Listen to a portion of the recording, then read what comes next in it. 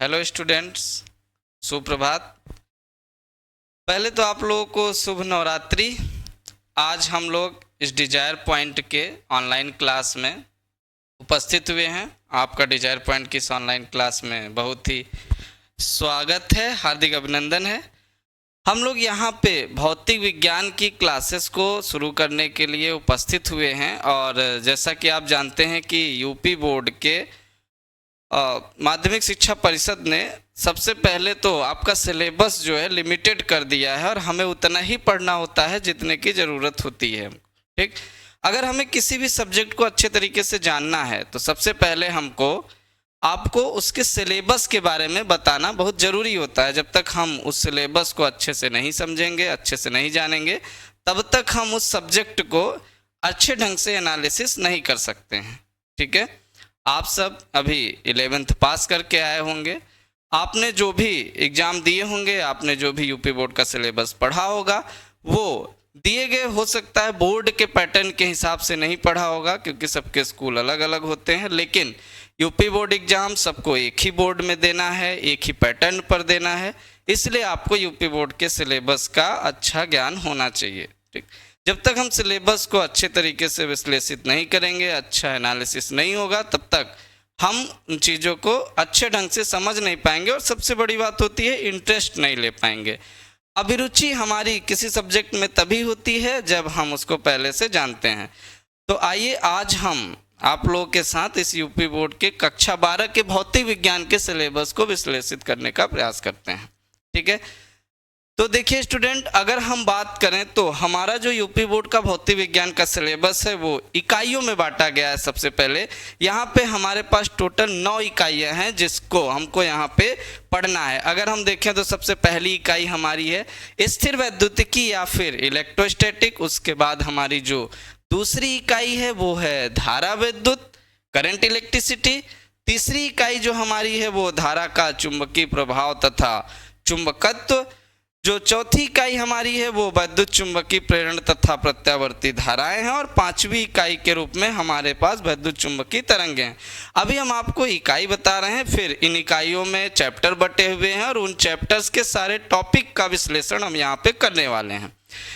जैसे हम देखेंगे कि यहाँ पे अगर पांचवी इकाई के बाद की बात करें, छठी इकाई सातवीं इकाई के बारे में, तो छठी और सातवीं इकाई की बात जब भी हम यहाँ करेंगे तो ये यहाँ पे देखिए लिखा हुआ है कि जो छठवीं इकाई है उसको पार्ट सेकंड के अंदर पहली इकाई के रूप में रखा गया है जिसको हम लोग ऑप्टिक्स या प्रकाशिकी के नाम से जानते हैं। उसके बाद सातवीं जो इकाई है वो है द्रव्य और द्वैत प्रकृति।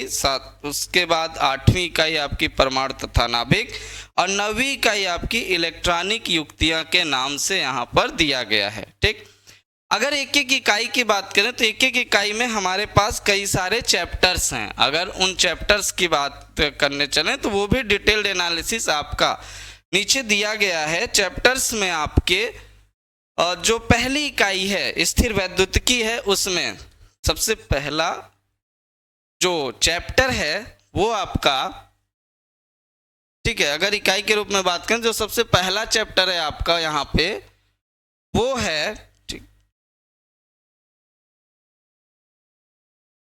वो आपका यहाँ पे है वैद्युत आवेश। ठीक है, तथा वैद्युत क्षेत्र। जो पहला चैप्टर है आपका यहाँ पे वैद्युत आवेश तथा वैद्युत क्षेत्र है, जिसमें अगर हम देखें तो जो टॉपिक है वो आपका है वैद्युत आवेश। ठीक है, आवेश का संरक्षण, कूलाम का नियम। ठीक, सबसे पहले बात यह है कि क्लास 11th में आपने पढ़ा होगा क्लासिकल मैकेनिक्स। देखिए, फिजिक्स का मतलब है आपका नेचुरल साइंस। आखिर हम फिजिक्स में पढ़ते क्या हैं? हम फिजिक्स में उन्हीं प्राकृतिक घटनाओं या प्राकृतिक तथ्यों का अध्ययन करते हैं जो प्रकृति में घटित होती हैं। आखिर फिजिक्स का जो मतलब है वो क्या है? फिजिक्स का तो मतलब ही नेचुरल साइंस है। ये आप सब जान रहे बच्चों कि फिजिक्स का मतलब क्या है? प्राकृतिक विज्ञान। और अगर प्राकृतिक विज्ञान में हम देखेंगे तो हम सिर्फ और सिर्फ प्राकृतिक घटनाओं का अध्ययन करते हैं। और प्राकृतिक घटनाएं किस पर आधारित होती हैं? प्राकृतिक घटनाएं आपके ब्रह्मांड में दो चीजें हैं, एक आपका द्रव्य है और दूसरी आपकी ऊर्जा है। सिर्फ इन्हीं दो बातों पर आपकी प्राकृतिक घटनाएं निर्भर करती हैं। और इन्हीं प्राकृतिक घटनाओं में द्रव्य वो होता है जिसमें द्रव्यमान होता है, जिसका अपना कुछ न कुछ स्थान घेरा, जिसके द्वारा अपना कुछ न कुछ स्थान घेरा जाता है और जिसका प्रत्यक्ष आप अनुभव कर सकते हैं। तो द्रव्यमान से संबंधित जितनी भी घटनाएं हैं वो हम यांत्रिकी में पढ़ते हैं और क्लास 11th के सिलेबस में हम लोगों ने क्या कवर किया, आप अभी पढ़ के आए हैं बच्चों। तो द्रव्यमान को पूरा कवर किया था। द्रव्यमान किसी भी द्रव्य का वह लाक्षणिक गुण होता है जो द्रव्यमान खुद लेके पैदा होता है। द्रव्यमान संरक्षण भी आपने पढ़ा होगा कि द्रव्यमान को न तो उत्पन्न किया जा सकता और न ही नष्ट किया जा सकता है। द्रव्यमान को केवल एक रूप से दूसरे रूप में परिवर्तित किया जा सकता है। द्रव्यमान को ऊर्जा बनाया जा सकता है, ऊर्जा को द्रव्यमान बनाया जा सकता है, लेकिन इसे हम उत्पन्न नहीं कर सकते, नष्ट करने का भी अधिकार हमारे पास नहीं है। इसमें किसी ऊर्जा का कंट्रोल है, किसी ऊर्जा का नियंत्रण है। अतः हम ये कहते हैं कि जो ये द्रव्यमान है वो लाक्षणिक गुण है किसी गुण का, और इस लाक्षणिक गुण के कारण जो भी घटनाएं उत्पन्न होती हैं वो हम कक्षा 11 के यांत्रिकी में पढ़ चुके हैं। इसी तरह से द्रव्य का जो दूसरा गुण होता है जिसे हम लाक्षणिक गुण के नाम से जानते हैं, जिसके मतलब अगर वस्तु है तो उसके पास द्रव्यमान के साथ साथ आवेश भी होता ही होता है। तो आवेश की जो भी प्रक्रिया है, आवेश की जो भी संक्रियाएं हैं, आवेश की जो भी गुण है, आवेश की जो भी घटनाएं हैं वो हम कक्षा 12 के सिलेबस में कवर करते हैं। और इसीलिए जो सबसे पहला चैप्टर हमारा दिया गया है वो आवेश दिया गया है। आवेश की दो स्थितियां हो सकती हैं। अगर आवेश स्थिर रहता है तो वो अलग प्रभाव और अलग प्राकृतिक घटनाएं उत्पन्न करता है, और अगर आवेश गति करता है तब वह अलग घटनाएं और अलग प्रभाव उत्पन्न करता है। तो अगर आवेश स्थिर रहता है तो वह केवल और केवल वैद्युत बल उत्पन्न करता है, और उस वैद्युत बल के प्रभाव, उससे संबंधित घटनाएं, उससे संबंधित राशियों का अध्ययन बच्चों हम जिस चैप्टर में करते हैं, जिस इकाई में करते हैं, उसी का नाम स्थिर वैद्युतिकी है, इलेक्ट्रोस्टैटिक्स है। और उसमें हमें सबसे पहले हम वैद्युत आवेश का परिचय जानेंगे, वैद्युत आवेश के गुण जानेंगे, ठीक। उसके बाद फिर हम आवेश के गुण संरक्षण की बात करेंगे। उसके बाद आवेश अगर है तो वैद्युत बल लगेगा, तो उस वैद्युत बल से संबंधित जिस वैज्ञानिक ने नियम दिया था उनका नाम कूलाम था। तो फिर हम कूलाम का नियम पढ़ेंगे, उसका सूत्र पढ़ेंगे, और जो कूलाम का नियम है वो दो आवेशों के लिए सबसे पहले दिया गया था। तो अगर आवेशों की संख्या 2 से ज़्यादा बढ़ जाए तब वहाँ पे हम कूलाम नियम का उपयोग कैसे करेंगे, उसके लिए फिर हम पढ़ेंगे बहुल आवेशों के बीच बल। और इस तरह हमारे जो टॉपिक्स हैं वो बढ़ते जाएंगे, ठीक है बच्चों। तो उसके बाद हम बहुल आवेशों के बीच बल पढ़ेंगे। फिर अब बल एक सदिश राशि है, ठीक है, हम जानते हैं। तो जो भी सदिश राशियां होती हैं उनको हम बीजगणितीय नियमों से जोड़ या घटा नहीं सकते हैं। तो उसके लिए हमें सदिश नियमों की आवश्यकता होती है, जिसको हम अध्यारोपण सिद्धांत में पढ़ेंगे। उसके बाद जो कूलाम का नियम है आपका, वो पढ़ाते वक्त भी डिटेल्ड एनालिसिस की जाएगी उसकी, कि केवल और केवल बिंदुवत आवेशों के लिए लागू होता है। तो अगर आवेश बिंदुवत ना होके आवेश क्या हो जाए, पूरे एक वस्तु पे वितरित हो, जिसको सतत बोलते हैं, तब हम कूलाम नियम का उपयोग कैसे करेंगे, उसके लिए हमारा अगला टॉपिक आएगा सतत आवेश वितरण, जिसमें हम एक रैखिक वस्तु पे भी आवेश का वितरण पढ़ेंगे, द्विरैखिक वस्तु पे भी आवेश का वितरण पढ़ेंगे जिसमें क्षेत्रफल भी होता है, और त्रिविमीय वस्तुओं पर भी आवेश का वितरण पढ़ेंगे, अर्थात जिनके पास आयतन भी होता है। इसको पढ़ने के बाद उसके बाद हम लोग बात करेंगे कि अगर कहीं वैद्युत बल है तो वो किसी एक निश्चित क्षेत्र में लगेगा, और उस निश्चित क्षेत्र का नाम ही है बच्चों विद्युत क्षेत्र। क्या नाम है? विद्युत क्षेत्र। तो हमारा जो अगला टॉपिक बनेगा, अब ये अगले चैप्टर में भी चला जाएगा हमारे इस इकाई का, उसको बोलेंगे वैद्युत क्षेत्र। फिर अब एक एक आवेश के कारण हम लोग वैद्युत क्षेत्र निकालना सीखेंगे। अब इस वैद्युत क्षेत्र का ज्यामितीय प्रदर्शन के लिए हम लोग कुछ काल्पनिक रेखाओं का उपयोग करते हैं, जिसका नाम वैद्युत क्षेत्र रेखाएं होता है। फिर वैद्युत आवेश अगर एक जगह किसी एक निश्चित शर्त के आधार पर आए तो उससे एक निकाय बनता है जिसे वैद्युत द्विध्रुव कहते हैं। इस वैद्युत द्विध्रुव के कारण फिर हम लोग वैद्युत क्षेत्र निकालना सीखेंगे। फिर अगर वैद्युत क्षेत्र एक समान रूप से फैला हुआ हो तो वहां पे कोई वैद्युत द्विध्रुव रखा हो तो उस पे कितना बलाघूर्ण कार्य करेगा। बलाघूर्ण का मतलब अगर कहीं पे वो किसी कोण पर रखा हुआ और उसको घुमाने में कितना कार्य किया जाएगा, उसको हम लोग इस टॉपिक के अंदर पढ़ेंगे। जैसे हम लोग इतने टॉपिक क्लियर करेंगे, उसके बाद जो वैद्युत बल रेखाएं हमने पढ़ रखी हैं उसके गुणों से संबंधित टॉपिक पढ़ेंगे, जिसमें वैद्युत फ्लक्स है। अब इस वैद्युत फ्लक्स से संबंधित जो नियम दिया था वो गॉस नामक वैज्ञानिक ने दिया था, इसलिए हम फिर गॉस का स्टेटमेंट पढ़ेंगे और गॉस नियम के अनुप्रयोग की बात करेंगे कि गॉस नियम का उपयोग हम लोग कहाँ कहाँ करते हैं। तो गॉस नियम का उपयोग हम लोग, अगर कोई अनंत लंबाई का चालक तार है तो उसके कारण r दूरी पर कितनी वैद्युत क्षेत्र की तीव्रता है, अगर अनंत लंबाई का चालक तार है तो r दूरी पर किसी पॉइंट P पर वैद्युत क्षेत्र की तीव्रता कितनी है, इसको ज्ञात करने के लिए हम लोग गॉस नियम का उपयोग सीधे सीधे कर सकते हैं। फिर अगर कोई अनंत लंबाई की एक शीट है, चादर है, प्लेट है, उसके कारण वैद्युत क्षेत्र की तीव्रता कितनी होगी वो हम लोग पढ़ेंगे। फिर अगर कोई बॉल है, मतलब 3D बॉडी है कोई, अब 3D बॉडी हो सकता है बॉल खोखली भी हो सकता है बॉल ठोस भी हो सकती है, तो उसके कारण उस गेंद से कुछ बाहर दूरी पर स्थित किसी बिंदु पर, उस गेंद के सतह पर स्थित किसी बिंदु पर, या फिर उस गेंद के अंदर स्थित किसी बिंदु पर वैद्युत क्षेत्र की तीव्रता क्या होगी वो भी हम लोग गॉस नियम से ज्ञात कर सकते हैं।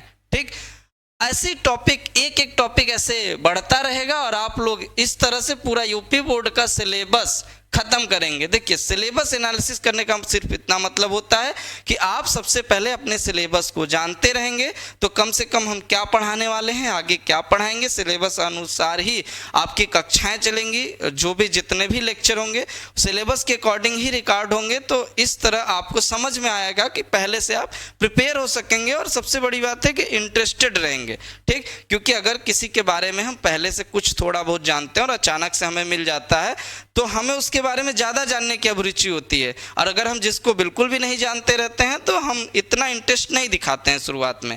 ठीक है, पहले जानने का प्रयास करते हैं। तो जैसे ही हम लोग गॉस नियम का अनुप्रयोग खत्म करेंगे उसके बाद फिर हम लोग आवेश की शक्ति के लिए एक अलग राशि का अध्ययन करेंगे जिसका नाम वैद्युत विभव है। अब विभव क्या होता है, विभव के गुण क्या होते हैं, विभव के प्रकार क्या होते हैं, विभव का सूत्र क्या होता है और इसका उपयोग क्या है हमारे भौतिक विज्ञान में, और आवेश से इसका संबंध क्या है, ये सब हम लोग इस चैप्टर में जो आपके सिलेबस का और इस इकाई स्थिर वैद्युतिकी का तीसरा चैप्टर होने वाला है उसकी बात करेंगे। ठीक, तो जैसे देखिए यहाँ वैद्युत विभव पढ़ेंगे, विभवांतर पढ़ेंगे, फिर किसी एक बिंदुवत आवेश के कारण वैद्युत विभव का मान कितना होता है। यहाँ देखिए किसी बिंदु आवेश केवल लिखा हुआ है, इसके आगे हम ये पढ़ेंगे कि बिंदु आवेश के कारण वैद्युत विभव कितना होगा, हम वो पढ़ेंगे। फिर वैद्युत द्विध्रुव के कारण वैद्युत विभव कितना होगा ये पढ़ेंगे। कई सारे आवेश अगर आ जाएं, दो से अधिक आवेश आ जाएं, तब उनके कारण वैद्युत विभव कितना होगा हम ये भी पढ़ेंगे। ठीक, फिर हम एक ऐसे पृष्ठ की बात करेंगे जिन पे अगर वैद्युत विभव हर जगह समान रहे, अगर वैद्युत विभव का मान बदले नहीं तो उस विभव का नाम होगा, उस पृष्ठ का नाम होगा समविभव पृष्ठ। तो हम इसके भी गुणों की बात करेंगे, हम इसके भी ठीक है उपयोग की बात करेंगे कि आखिर भौतिक विज्ञान में विभव चैप्टर में इसका क्या उपयोग है। ठीक, उसके बाद जैसे हम लोग ये खत्म करेंगे फिर हम वैद्युत क्षेत्र में अगर कोई दो बिंदुवत आवेश निकाय हैं तो उनके कारण हम वैद्युत स्थितिज ऊर्जा का अध्ययन करेंगे। क्या पढ़ेंगे बच्चों कि अगर कोई दो आवेश का निकाय है तो वहां कार्य होगा, और कार्य होगा तो क्या आएगी, ऊर्जा आएगी। तो जो ऊर्जा संचित होती है कार्य के कारण कभी भी किसी निकाय में, उसे हम लोग वैद्युत स्थितिज ऊर्जा के नाम से जानते हैं। तो यहाँ पे फिर हम लोग वैद्युत स्थितिज ऊर्जा का अध्ययन करेंगे। अब जैसे चार्ज के इन गुणों को खत्म करेंगे, इन प्रभावों को हम लोग पढ़ के खत्म करेंगे, उसके बाद हम ये जानेंगे कि अब जो मटेरियल है हमारे पास, जो पदार्थ हैं, उसमें किसी में आवेश बहता है और किसी में आवेश प्रवाहित नहीं हो पाता है। तो इस आधार पे पदार्थों को तीन भागों में वर्गीकृत किया गया है, तीन प्रकारों में बांटा गया है।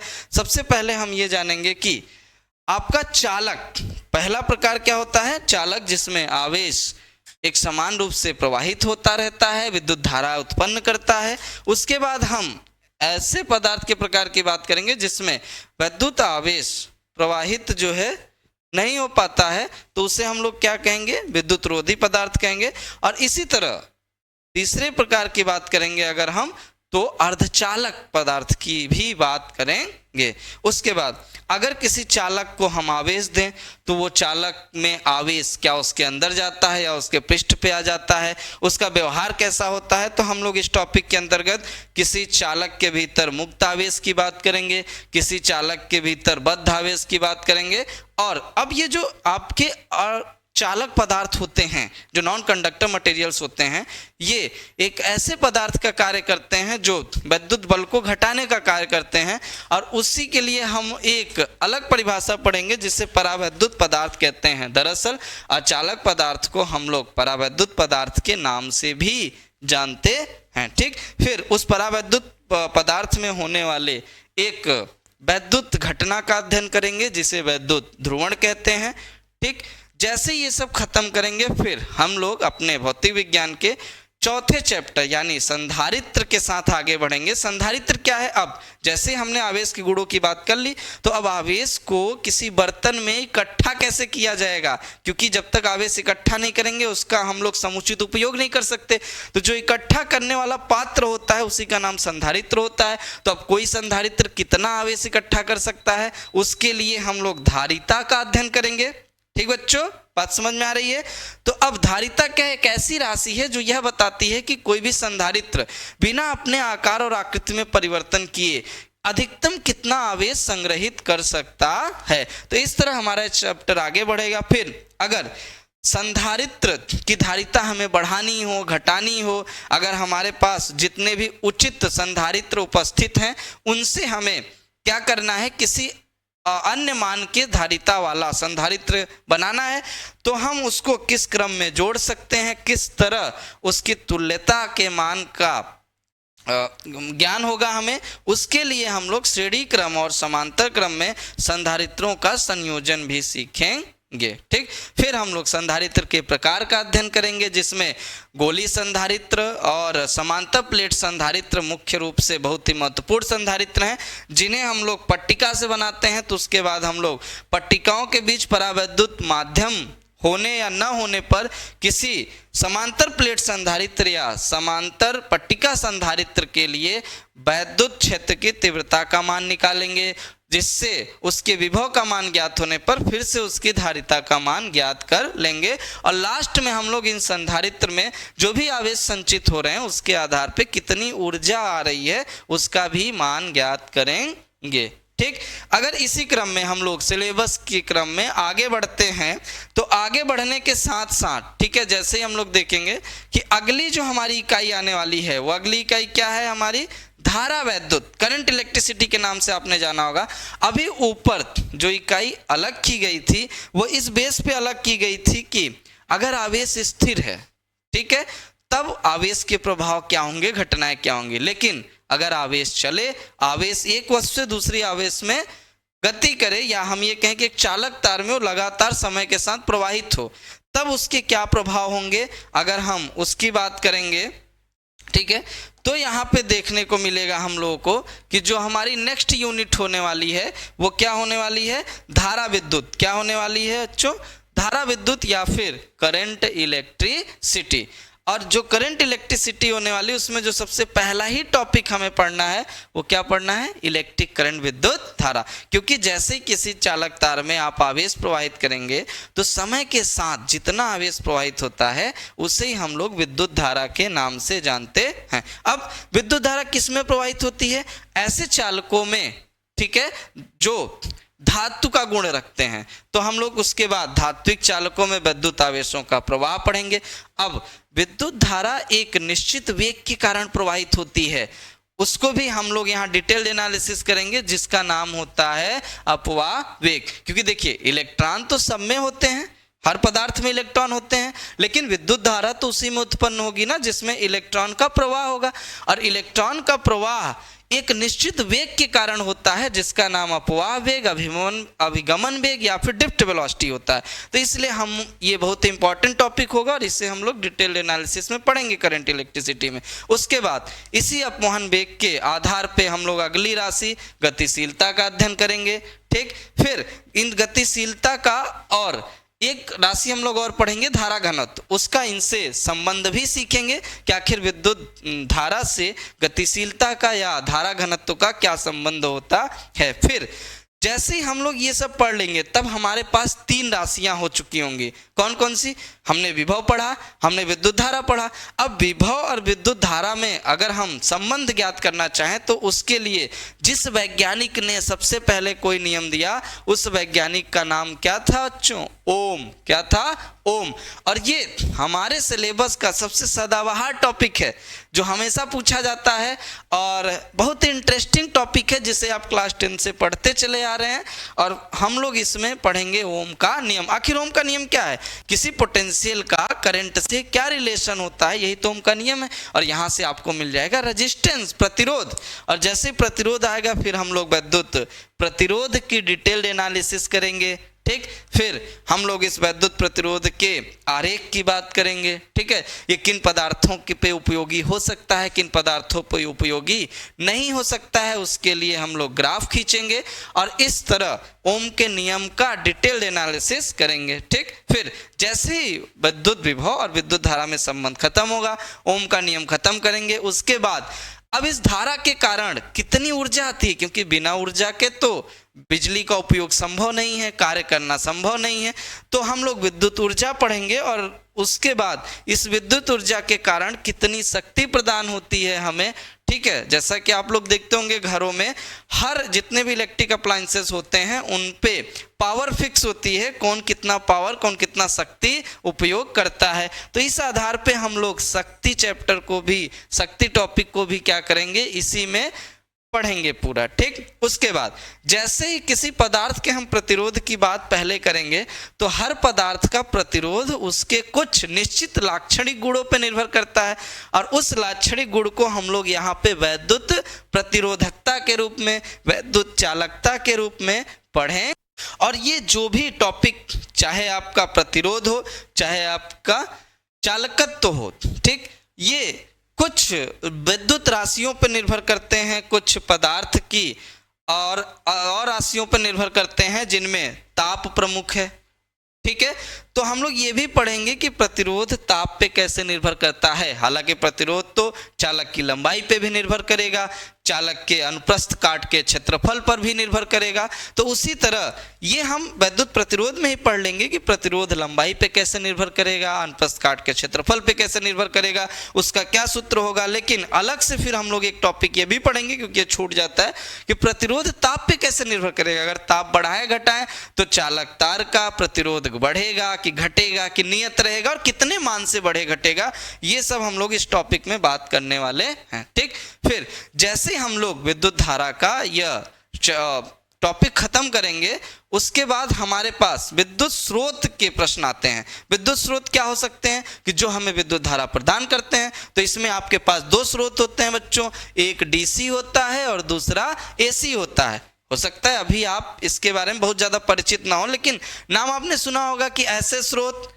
ठीक है, जो एक करंट, अगर विद्युत धारा अगर प्रदान करते हैं तो विद्युत धारा एक ही दिशा में चलती है, वो कभी समय के साथ अपनी दिशा नहीं बदलती है। ये परिभाषा तो कम से कम आपने पढ़ी होगी। फिर कुछ ऐसे स्रोत पढ़े होंगे कि जो विद्युत धारा प्रदान करें और विद्युत धारा एक निश्चित समय अंतराल के बाद अपनी दिशा बदल दे, उत्क्रमणित कर दे या फिर उल्टा कर दे। तो उस करंट का नाम आपने एसी नाम से सुना होगा। तो यहाँ हम उसकी डिटेल एनालिसिस कराएंगे आपको। तो जो करंट एक ही दिशा में चलती है वो जिन स्रोत से प्राप्त होती है उसका नाम होता है बच्चों सेल या बैटरी। तो हमारा जो अगला टॉपिक होने वाला है वो क्या होने वाला है, सबसे पहले सेल, सेल की संरचना के बारे में बात करेंगे, फिर सेल का तब उपयोग और गुण पढ़ेंगे। और उसी उपयोग और गुण में ये है कि सेल का एक गुण होता है कि जो ये केमिकल्स द्वारा बनाए जाते हैं, ठीक है, ध्यान रखिएगा इस शब्द को हमने हाईलाइट किया, जिन केमिकल के द्वारा बनाया जाता है उनका अपना खुद का एक प्रतिरोध होता है जिसके कारण वह धारा को बहने में रुकावट पैदा करते हैं, धारा को प्रवाहित नहीं होने देते। तो हमारा अगला अच्छा टॉपिक, एक बहुत ही मजेदार टॉपिक आने वाला है फिर सेलों का आंतरिक प्रतिरोध, जिसे समझने में थोड़ी दिक्कत तो होती है। इसीलिए हमने कहा अगर आप सिलेबस का प्री एनालिसिस किए हुए हैं तो आपको फिर हम बिल्कुल इंटरेस्टेड बना के इस टॉपिक को पढ़ा पाएंगे, समझा पाएंगे। ठीक है, और बहुत ही बेहतरीन टॉपिक है बच्चों। जैसे ही आंतरिक प्रतिरोध खत्म करेंगे, फिर अगर कहीं प्रतिरोध है तो फिर विभवांतर पैदा होगा, और विभवांतर पैदा होगा तो फिर से हमारा विभवांतर का ही एक नया रूप आने वाला है जिससे हम लोग विद्युत वाहक बल कहते हैं, जिससे हम लोग इलेक्ट्रोमोटिव फोर्स के नाम से जानते हैं। और जैसे ही इलेक्ट्रोमोटिव फोर्स पढ़ेंगे, विभवांतर पढ़ेंगे, फिर उसके बाद अगर हमें एक से अधिक सेलों की आवश्यकता होती है और विद्युत वाहक बल बढ़ाने या घटाने की आवश्यकता होती है तो हम किस प्रक्रिया द्वारा उसे बढ़ाया घटा सकते हैं, उसे संयोजन कहते हैं। तो वो संयोजन की दो प्रक्रियाओं हम लोग श्रेणी क्रम या समांतर क्रम के द्वारा इसे बिल्कुल संयोजित करके उचित मान का हम लोग विद्युत वाहक बल या फिर उस उचित मान का शेल प्राप्त कर लेंगे। इसलिए हम लोग इसका संयोजन भी पढ़ेंगे, इसमें तुल्यांकी विद्युत बल भी पढ़ेंगे और तुल्यांकी आंतरिक प्रतिरोध की भी बात कर लेंगे कि अगर कई सेल जोड़ दें तो उनका आंतरिक प्रतिरोध जुड़ के कितना हो जाएगा, उनका विद्युत वाहक बल जुड़ के कितना हो जाएगा। ठीक, अब जैसे ये सब खत्म करेंगे उसके बाद अब अगर कोई विद्युत परिपथ है, विद्युत परिपथ मतलब जो जिसमें चालक तार जुड़े हों, उसमें कोई इलेक्ट्रिक अप्लायंसेस जुड़े हों, ठीक है, पावर सोर्स भी जुड़ा हो, इस तरह अगर बहुत सारे इक्विपमेंट जुड़े हों जिसमें स्विच, अमीटर, वोल्ट मीटर, इस तरह के जितने भी इलेक्ट्रिक अप्लायंसेस हैं अगर यूज हुए हैं तो उससे जो भी सर्किट बनती है उसे हम लोग इलेक्ट्रिक सर्किट कहते हैं। तो इलेक्ट्रिक सर्किट में अगर कहीं वोल्टेज दिया हुआ है, न्यूमेरिकल प्रश्न आ जाते हैं, कहीं वोल्टेज दिया हुआ है तो करंट फाइंड कीजिए, रेजिस्टेंस फाइंड कीजिए, रेजिस्टेंस वोल्टेज दिया है करंट पूछेगा, करंट वोल्टेज दिया है रेजिस्टेंस पूछेगा। इस तरह के अगर प्रश्न आते हैं तो अगर सिंपल सर्किट होती है जैसे कि आपने नॉर्मली 10th में पढ़ा होगा तब तो हम आसानी से फाइंड कर लेते हैं, लेकिन अगर कॉम्प्लेक्स सर्किट आ जाए, सर्किट के अंदर सर्किट लगा दी जाए तो फिर हम कैसे सॉल्व करेंगे। उसके लिए जिस साइंटिस्ट ने काम किया था उनका नाम क्या था, किरचॉफ।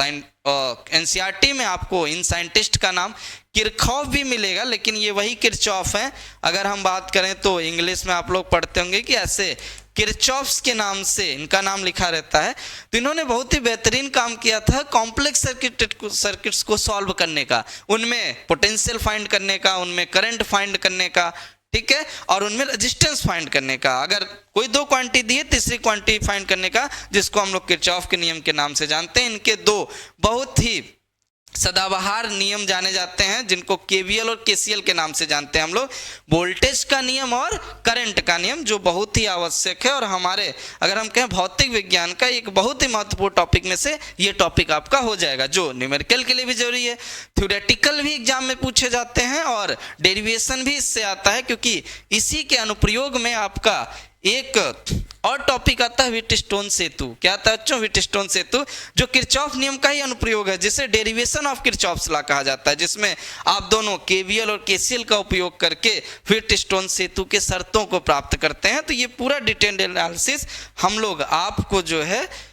जैसे ये सिलेबस आगे बढ़ाएंगे उसके बाद बिल्कुल विधिवत ढंग से इसको आपको पढ़ाया जाएगा। ठीक, उसके बाद नेक्स्ट जैसे ही हम बात करेंगे, आपको स्क्रीन पे दिख ही रहा होगा कि हमारी इकाई तीसरी आ जाती है। क्यों, क्योंकि जैसे करंट अगर फ्लो हो मतलब करंट फ्लो हो रही है तो करंट फ्लो होने के साथ विद्युत धारा बहने के साथ साथ आवेश भी तो फ्लो हो रहा है, मतलब आवेश गति कर रहा है, आवेश मूवेबल है, आवेश मूविंग कंडीशन में, और जैसे ही मूविंग कंडीशन में है तो इसका मतलब वह अब केवल इलेक्ट्रिक फोर्स जनरेट नहीं करेगा, वो मैग्नेटिक फोर्स भी जनरेट करेगा। तो अब मैग्नेटिक कॉन्सेप्ट भी हमें पढ़ने पड़ेंगे, चुंबकीय संकल्पनाएं भी पढ़नी पड़ेंगी, चुंबकीय बल के बारे में भी पढ़ना पड़ेगा। इसीलिए जो हमारी नेक्स्ट यूनिट की बात की जाती है वो है विद्युत धारा का चुंबकीय प्रभाव तथा चुंबकत्व, the magnetic effect of electric current and magnetism. ठीक है, तो अगर हम बात करेंगे तो विद्युत धारा का चुंबकीय प्रभाव मतलब सबसे पहले तो यही पढ़ेंगे कि क्या विद्युत धारा चुंबकीय बल उत्पन्न करती है, तो इसको किसने प्रूव किया, सबसे पहले किसने बताया वो नियम। तो सबसे पहले इसकी संकल्पना कि क्या ऐसा होता है कि विद्युत धारा चुंबकीय क्षेत्र उत्पन्न कर सकती है, और अगर कर सकती है तो फिर इसको किसने बताया सबसे पहले, तो बच्चों वो साइंटिस्ट थे ओरस्टेड। इनका पूरा नाम एच.सी. ओरस्टेड है, और आपने इनका नाम, अब मैं बार बार 10th इसलिए बोल रहा हूं क्योंकि जो 12th का आपका सिलेबस है वो थोड़ा सा कम विस्तृत रूप में लेकिन 10th में पढ़ाया जाता है, 10th का ही सिलेबस एक्सटेंड करके आपको क्लास 12th में पढ़ाया जाता है। तो 10th में आपने ये देखा होगा कि अब जितने भी टॉपिक हमने अभी बात की है वो आपने पढ़ा होगा, नाम सुना होगा, भले ही विस्तृत रूप में ना पढ़ा हो। ठीक, तो अब जो सबसे पहले साइंटिस्ट थे एच.सी. ओरस्टेड ने ही अपने जो चुंबकीय सुई के प्रयोग से ये ज्ञात किया था कि अगर कभी किसी चालक तार में विद्युत धारा प्रवाहित हो रही है तो वहां पे चुंबकीय बल उत्पन्न हो जाता है। क्यों, क्योंकि चुंबकीय सुई विक्षेपित हो जाती है, चुंबकीय सुई अपनी जगह से घूम जाती है, और जैसे ही घूमेगी इसका मतलब है कि उस पर कोई ना कोई चुंबकीय बल लगा है, क्योंकि चुंबकीय सुई बिना चुंबकीय बल के कभी घूम नहीं सकती बच्चों। तो इसलिए ये क्या हो जाता है, ओरस्टेड का प्रयोग हम पूरा पढ़ेंगे जिन्होंने संकल्पना की थी। ठीक, अब जैसी संकल्पना खत्म होती है कि आखिर ठीक है चलिए चुंबकीय क्षेत्र होता है, तो चुंबकीय क्षेत्र कितना होता है, जैसे वहां पे आवेश था तो आवेश होता है, तो अगर दो आवेश आए तो उनके बीच वैद्युत बल कितना होता है, ये कूलाम ने बताया था। वैसे ही अगर चुंबकीय बल उत्पन्न होता है, चुंबकीय क्षेत्र होता है, तो चुंबकीय क्षेत्र का मान कितना होता है, उसके लिए हमें दो वैज्ञानिकों ने बहुत मदद की, बायो तथा सेवर्ट। यहाँ बायो सेवर्ट एक ही में लिखा है, दो वैज्ञानिक है बच्चों, बायो और सेवर्ट। इन्होंने एक नियम दिया जिसे हम लोग बायो सेवर्ट के नियम से नाम से जानते हैं, और इससे हम लोग किसी भी धारावाही चालक मतलब जिसमें धारा प्रवाहित हो रही हो, उसके कारण उसके किसी एक अल्पांश के कारण चुंबकीय क्षेत्र की तीव्रता या कहें तो चुंबकीय क्षेत्र ज्ञात कर लेते हैं, और फिर यहाँ से हमें एक चुंबकीय क्षेत्र का सूत्र ज्ञात हो जाता है। तो ये भी एक बहुत महत्वपूर्ण नियम है। ठीक, भौतिक विज्ञान में जितनी भी इकाइयां हैं, सब में जितने भी नियम दिए गए हैं वैज्ञानिकों द्वारा, वो बहुत ही महत्वपूर्ण है, चाहे वो आपके एग्जाम के दृष्टिकोण से हो या फिर पढ़ने के दृष्टिकोण से भी ये बहुत ही अच्छे टॉपिक्स में गिने जाते हैं। ठीक, उसके बाद जैसे बायो सेवर्ट का नियम पढ़ेंगे हम लोग। अब बायो सेवर्ट का नियम हम लोग जैसे वहां पे सतत आवेश के लिए कूलाम नियम का उपयोग करना सीखे हैं, वैसे यहाँ पे हम लोग ये सीखेंगे कि अगर कोई धारावाही चालक है वो लूप बना रहा है तो उस लूप में इस नियम का उपयोग कैसे करेंगे। ठीक है, अब उस लूप में जैसे आपका वो वृत्ताकार कोई सर्किल जैसे होते हैं, छल्ला होता है, छल्ला हो सकता है, उसमें करंट प्रवाहित हो रही है। कोई एक परिनालिका मतलब कोई खोखला बेलन है, उसमें तांबे का तार लपेटा गया है, वो हो सकता है। या आपने नाम सुना होगा टोराइड, हालांकि टोराइड का फार्मूला अभी सिलेबस से आपके हटा दिया गया है, आगे अभी आपको सिलेबस में दिखेगा भी। ठीक है बच्चों, लेकिन इन सब के कारण यहाँ पे अनुप्रयोग सीखेंगे। और अगर सीधे लंबा धारावाही अनंत लंबाई का चालक तार है, परिमित लंबाई का चालक तार है, सबके कारण यहाँ पे चुंबकीय क्षेत्र निकालना सीखेंगे, जो आगे हम लोग एम्पियर के परिपथी नियम में भी सीखेंगे। जैसे वहां पे गॉस नियम है, वैसे यहाँ पे एम्पियर का परिपथी नियम है। वैद्युत स्थिर वैद्युतिकी का जिस तरह सिलेबस चला था, बिल्कुल वैद्युतिकी के समान ही आपका चुंबकत्व का भी सिलेबस चलेगा। बस वहां पे हम लोग क्या फाइंड कर रहे थे, वहां पे वैद्युत क्षेत्र की तीव्रता फाइंड कर रहे थे, यहाँ चुंबकीय क्षेत्र की तीव्रता ज्ञात करेंगे। ठीक, जैसे दिया भी है, देखिए एम्पियर का नियम, ये एम्पियर का परिपथी नियम है। जैसे वहां गॉस का नियम था, फिर अनंत लंबाई के सीधे तार के कारण, ठीक है, फिर परिनालिका है।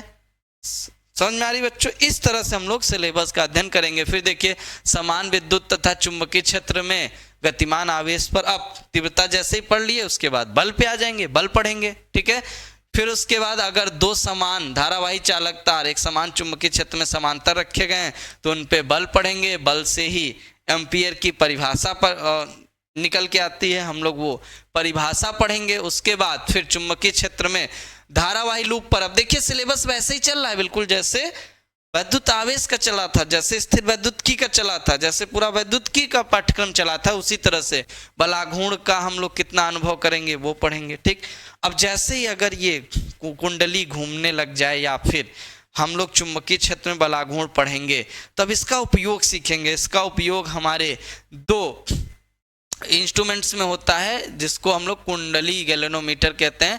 तो एक होती है चल कुंडली गैलेनोमीटर, ये भी दो टाइप की होती है, और इसका पूरा अध्ययन हम लोग करेंगे, कैसे काम करती है, कितनी इसकी सेंसिटिविटी होती है, ठीक है, कितना यथार्थ मान प्रदान करती है, ये सब बच्चों यहाँ पे हम लोग पढ़ेंगे। फिर इसी से हम लोग अमीटर बनाते हैं। आपने बहुत ही चर्चित नाम सुना होगा अमीटर और वोल्ट मीटर। अमीटर का काम क्या होता है, किसी विद्युत परिपथ में कितनी विद्युत धारा जा रही है उसे हम लोग मेजर करते हैं डिजिटल फॉर्म में। एक डिजिटल मीटर होता है, उसी का नाम अमीटर होता है। तो आपने अमीटर सुना होगा। तो आखिर अमीटर बनता कैसे? जो आपकी ये चल कुंडली गैलेनोमीटर होती है, चल कुंडली धारामापी होती है, हिंदी में इसको धारामापी कहते हैं। तो उससे अमीटर कैसे बनता है, वोल्ट मीटर कैसे बनता है, ठीक है, इसका पूरा अध्ययन हम लोग यहाँ पे करने वाले हैं। अब ये भी बहुत ही महत्वपूर्ण टॉपिक है। अमीटर वोल्ट मीटर का टॉपिक हमेशा ही आपके यूपी बोर्ड के एग्जाम की दृष्टि से बहुत ही महत्वपूर्ण रहा है और आने वाले वर्षों में रहेगा भी। और इस साल भी इसकी महत्वपूर्ण जो है, इसका महत्व बना रहेगा, ठीक है। उसके बाद जैसे हम लोग ये मीटर या वोल्ट मीटर खत्म कर लेंगे, उसके बाद हम लोग एक नए टॉपिक की तरफ चलेंगे। आवेश के हिसाब से देखेंगे तो, अगर स्थिर आवेश के हिसाब से देखेंगे तो वही टॉपिक रिपीट हो रहे हैं।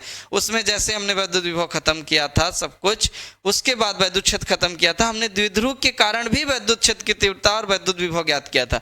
वैसे यहाँ पर भी जैसे हमें खत्म करेंगे, फिर जो अगर कोई चालक तार विद्युत धारा मतलब किसी में प्रवाहित हो रही है तो क्या वो भी एक विद्युत द्विध्रुव की तरह काम करता है? तो हाँ, वो जिस द्विध्रुव की तरह काम करेगा उसका नाम क्या होगा बच्चों? चुंबकीय द्विध्रुव।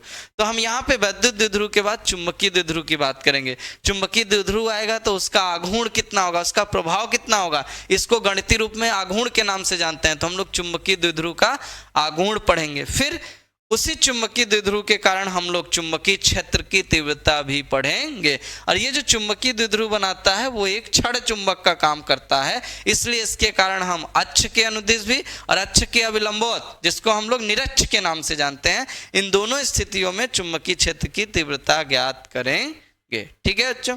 इसके बाद हम लोग एक समान चुंबकीय क्षेत्र में चुंबकीय द्विध्रुव को रखकर उसका बलाघूर्ण ज्ञात कर लेंगे। बलाघूर्ण की बात हमने शुरू से ही की है। उसके बाद अगर हम किसी क्षण चुंबक को परिनालिका बनाए तो वो कैसा व्यवहार करेगा, ये टॉपिक भी हम लोग यहाँ पे पढ़ेंगे। तो तुल्यांकी परिनालिका के रूप में क्षण चुंबक पढ़ेंगे।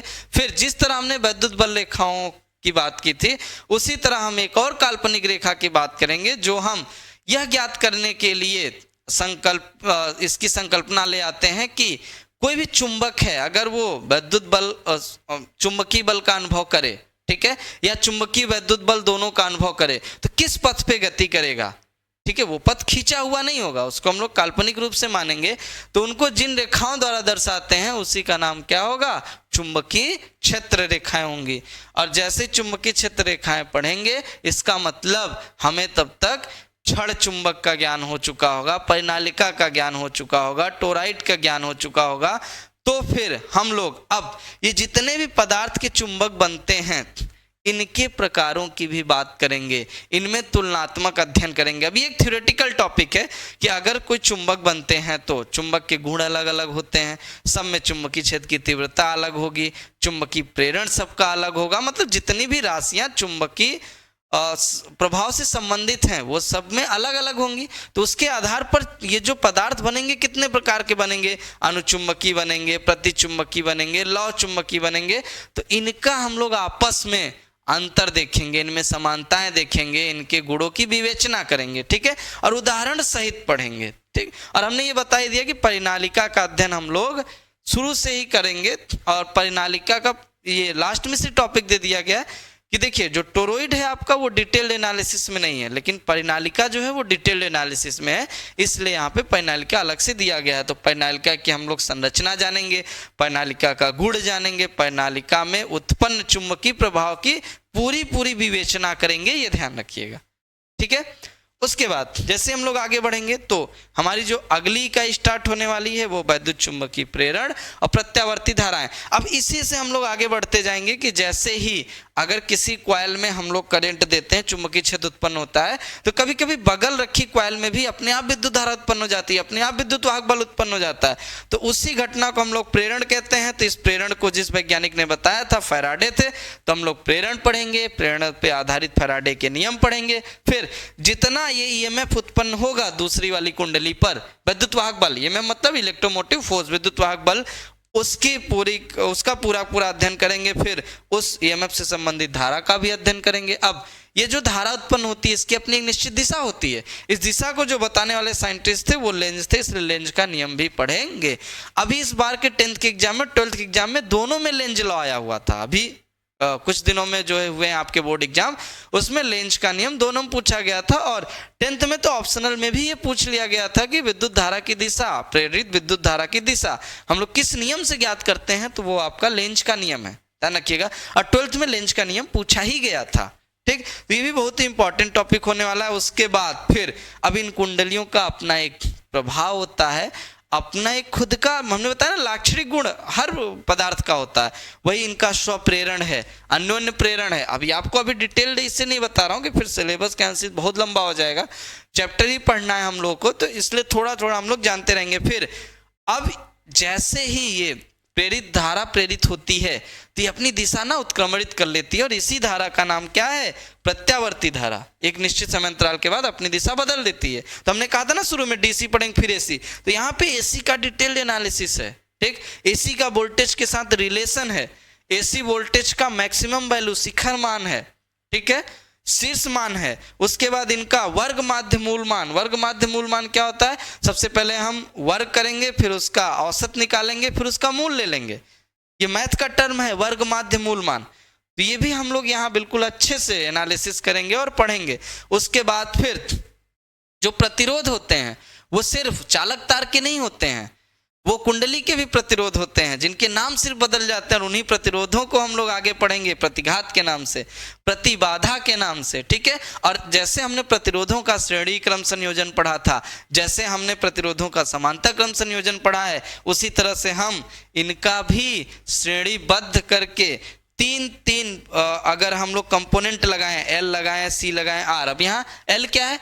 स्वप्रेरकत्व है। सी क्या है? संधारित्र की धारिता है। आर क्या है? प्रतिरोध। अगर तीनों को एक साथ लाएं श्रेणी क्रम में, तब इनसे क्या प्रभाव पड़ेगा, टोटल प्रतिरोध क्या होगा, ठीक है, परिपथ का, वो सब हम लोग यहाँ पे ज्ञात करने वाले हैं। और इनको जैसे ही मिलाएंगे तो इनकी जो मिक्स्ड स्थिति होगी वो कैसी होगी, उस प्रक्रिया का नाम क्या होगा, अनुनाद। वो सब हम लोग यहाँ पे पढ़ने वाले हैं, ठीक है। और जैसे ही हम लोग ये खत्म करेंगे उसके बाद हम लोग ऊर्जा की बात कर ही लिए, फिर इसमें कितनी शक्ति बह रही है, ठीक है। एक फैक्टर यहाँ पे और आएगा जिसे पावर फैक्टर ही कहते हैं, शक्ति गुणांक। ये एक केवल एक छोटी सी राशि है जिसका मतलब ये होता है कि अगर इसको जीरो कर देंगे, इसको बढ़ा देंगे, इसको घटा देंगे, तो जो आपका वैद्युत परिपथ है उसमें शक्ति का मान बढ़ेगा घटेगा। तो किस प्रकार बढ़ेगा घटेगा, ये एक हम ये कहें कि मैथमेटिकल कांस्टेंट का नाम है, एक गणितीय नियतांक का नाम है शक्ति गुणांक, और हम वो लोग पढ़ेंगे, ठीक।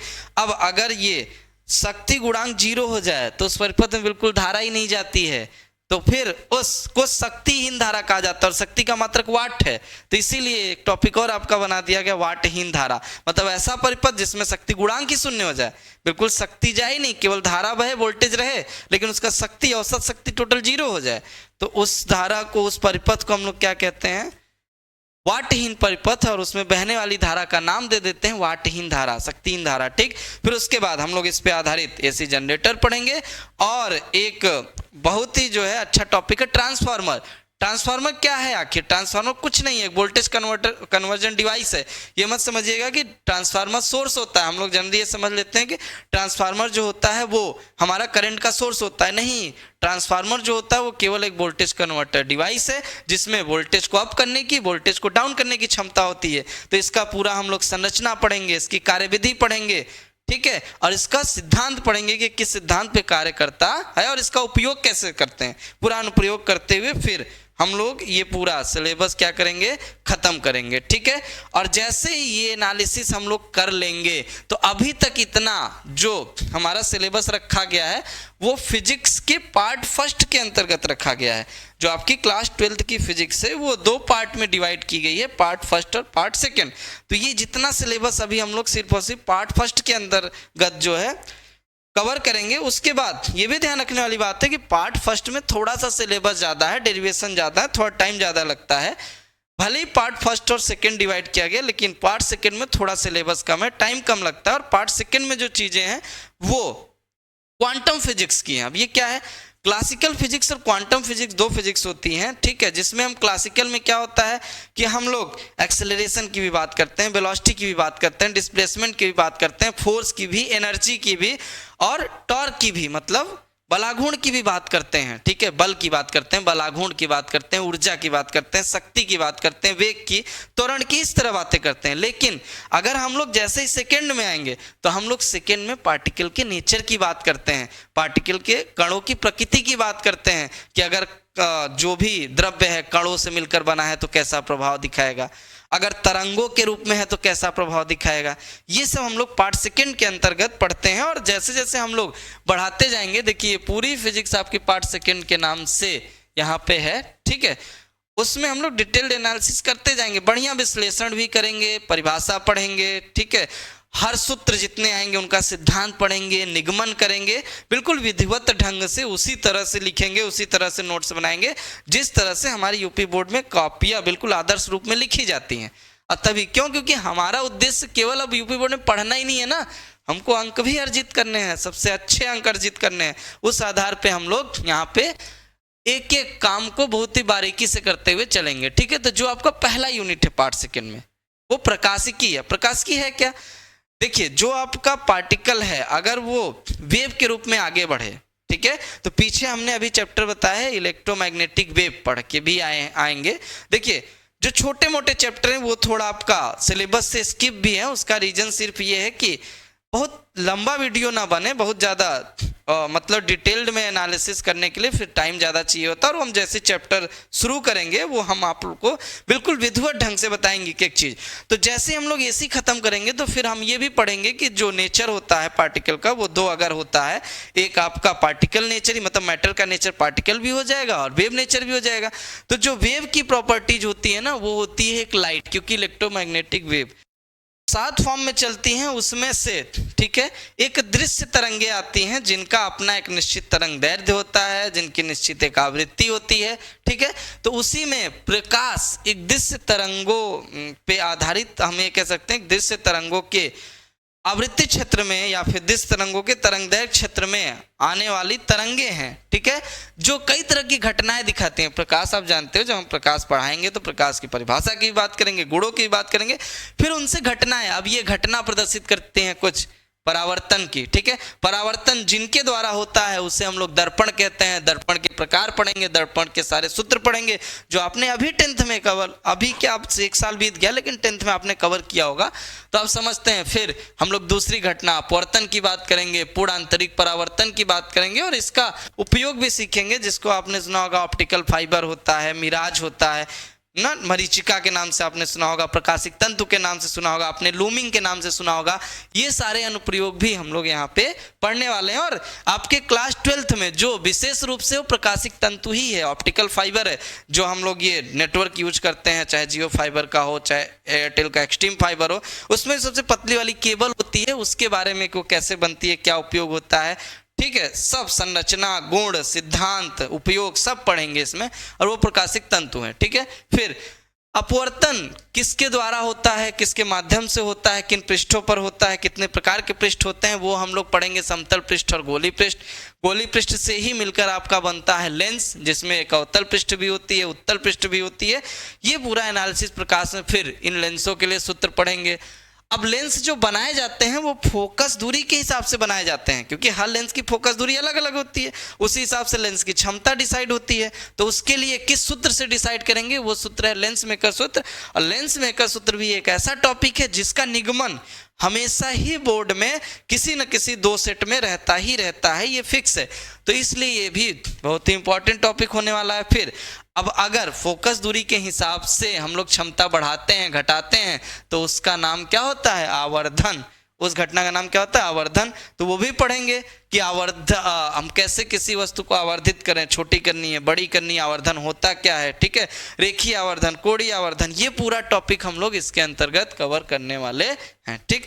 फिर उसके बाद हम लोग देखिए लेंस की शक्ति भी पढ़ेंगे कि अगर फोकस दूरी है तो फोकस दूरी का व्युत्क्रम, उसकी शक्ति ज्ञात हो जाती है करने से, व्युत्क्रम करने से, तो उसकी शक्ति भी पूरा पढ़ेंगे। फिर अगर 2 लेंसों को एक साथ संयोजित कर दें तो उनकी फोकस दूरी पे क्या प्रभाव पड़ेगा, वो भी हम लोग पढ़ेंगे। और फिर उसके बाद जैसे ही लेंस खत्म होगा, आप लोगों ने 10 में पढ़ा भी हुआ, ध्यान भी दिया होगा, क्या पढ़ेंगे, प्रिज्म। प्रिज्म से प्रकाश का अपवर्तन कैसे होता है, उसके अपवर्तनांक का सूत्र क्या होता है, ये पूरा निगमन सहित हम लोग यहाँ पे खत्म करेंगे, ठीक। तो ये जो प्रकाशिकी का पहला टॉपिक है आपका, अगर हम देखें तो कण प्रकृति का है। किसका है, कण प्रकृति के रूप में प्रकाश जितनी घटनाएं उत्पन्न करता है वो हम लोग आपके पहले चैप्टर के रूप में पढ़ लेते हैं। उसके बाद फिर हम लोग एक कण की प्रकृति का ही एक घटना और पढ़ते हैं, प्रकीर्णन जिसे बोलते हैं। प्रकीर्णन का मतलब होता है प्रकाश का फैल जाना। अब यहाँ पे ये मत सोचिएगा कि ये अलग कोई चैप्टर नहीं है, टॉपिक ही है, कॉमा करके लिखा है, वो थोड़ा ब्लैक हो गया है बस, ठीक है। तो एक प्रकीर्णन टॉपिक है, और जैसे ही प्रकीर्णन खत्म हो जाएगा उसके बाद हम लोग प्रकाशिक यंत्रों पे आएंगे कि अगर प्रकाश का उपयोग करके आवर्धन को हम लोग यूज करना चाहते हैं तो उनके लिए किन यंत्रों का उपयोग करेंगे। तो वो यंत्र हैं आपके 2, एक सूक्ष्मदर्शी और दूसरा दूरदर्शी। अगर इसका देखें तो एक सूक्ष्मदर्शी पढ़ना है और दूसरा दूरदर्शी पढ़ना है, माइक्रोस्कोप और टेलीस्कोप। तो जो सूक्ष्मदर्शी है वो भी 2 प्रकार के होते हैं, यहाँ पे हम पढ़ेंगे, एक सरल सूक्ष्मदर्शी, एक संयुक्त सूक्ष्मदर्शी।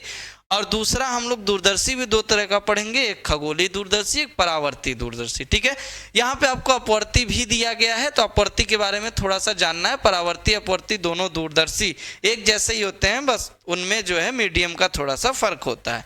ठीक, तो खगोलीय भी पढ़ेंगे हम लोग एक, और एक हम लोग क्या पढ़ेंगे, परावर्ती। क्लियर।